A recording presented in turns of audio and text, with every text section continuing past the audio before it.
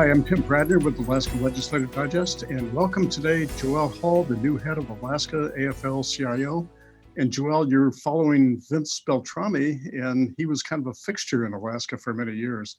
So tell us a little bit about yourself, and then tell us, we'd like to learn more about AFL-CIO. Oh, sure, happy to. So I moved to Alaska in 1990. Some of your viewers may remember my uncle, Klaus Naske, who is a preeminent Alaska historian.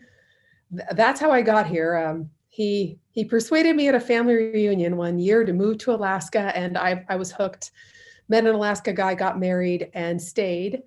I was a University of Alaska intern and worked for Fran Ulmer during a session in the days when she was the minority leader of the House.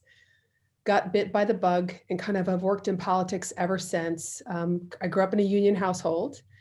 I'm a veteran. I'm married to a veteran. And so we've lived in Anchorage now for about 25 years, having left Fairbanks, our original, my husband's from Juneau, but I consider Fairbanks my Alaska home.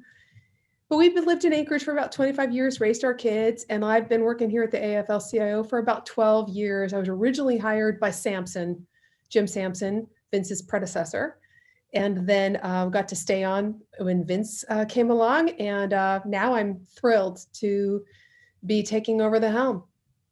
Boy, those names bring back a lot of memories. Jim Sampson is a person that I knew well, and my brother Mike knew well. So tell us about AFL-CIO. What does it do? Well, the AFL-CIO is a federation of unions. So the analogy I like to use is kind of like what the Chamber of Commerce is to business, the AFL-CIO is to unions. So we have about 50 unions under our umbrella, and we are the political and legislative arm of the Alaska labor movement. Most unions in Alaska belong to the AFL-CIO. There's a couple that do not. NEA is not in the AFL-CIO, the correctional officers, Anchorage Police, a couple others. But by and large, most unionized workers in Alaska belong to a union who belongs to the AFL-CIO. So we all work together, and we try to elect candidates who support working families, and we try to pass pro-worker legislation at the state, local, and federal level. And we also try to stop anti-worker legislation at the state, local, and federal level. So Joelle, that's kind of what we do. AFL, you include public employee unions as well as industrial workers and commercial workers? Absolutely. We are about a 50-50 show. So 50% of our members are in a public employee union of some kind, and the other 50% are either in a constructions trade union or in a private sector union like Unite Here, which is hotel and restaurant workers. So we run the gamut from people who are the doormen at a hotel to the confidential employees of the state of Alaska, electricians, painters, operating engineers. And we have some teachers, but just not the ones that are NEA teachers. You know, you mentioned Unite just reminded me that the hotel workers were really at the front end and really the brunt of the COVID situation. They were working in hotels and risking a lot of exposure. Do you have any thoughts about the COVID emergency and how that's affected labor employees? How you dealt with that? It's been, as you can imagine, our members serve in lots of differing conditions, because you are right, people who work in Unite Here, people are often quarantining in hotels. So they're exposed constantly to people who may or may not be sick, people who are traveling, people who work for the state of Alaska. Some of them, a lot of them, don't have the option of working from home. Luckily, many do. So we have had lots and lots of members who have gone to their jobs every day and done what they needed to do for the people that they live around, and we owe them a great debt of gratitude. We have a great chance to repay them in the ARP that just passed, but there's a premium pay provision, so we should be thanking those people. My son's a daycare worker. He's not in a union, but he's been going to work every day, making sure that he watches the kids of the people who need to go to work. So there's so many people who have just really stepped, and I just want to really shout out my brothers and sisters. I'm a member of the United Food and Commercial Workers Union, grocery store workers every day, make sure we stay fed. So those are the frontline workers, and of course, cops and firefighters and all of these people We've really seen our neighbors step up to deliver the services we require.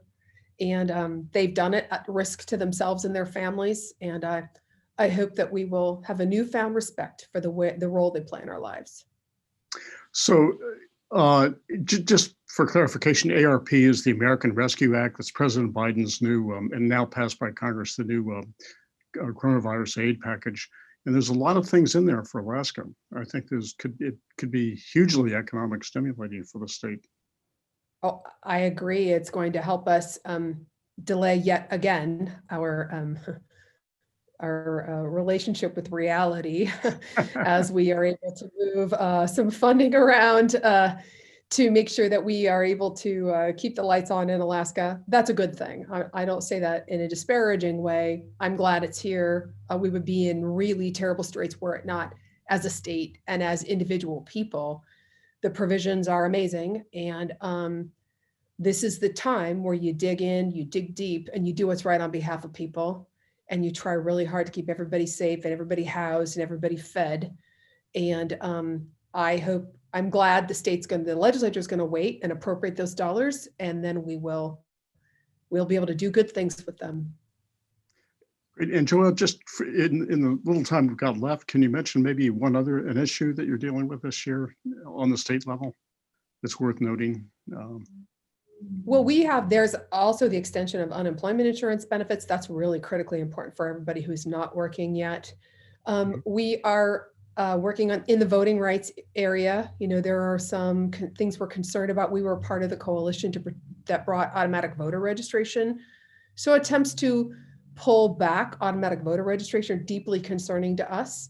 We'd love to see a robust capital budget because, of course, when Alaska builds, Alaska grows. So we need to keep those capital dollars flowing, keep everybody working. And so we're really interested in voting rights, capital construction, and the continued funding of the invaluable services the state of Alaska brings. The people who work for the state of Alaska to our citizens. Well, those are all good things to talk more about. So anyway, Joelle, thank you very much for joining us. Oh, well, I appreciate the invite. Thank you. Nice to meet you again. Yeah, thank you.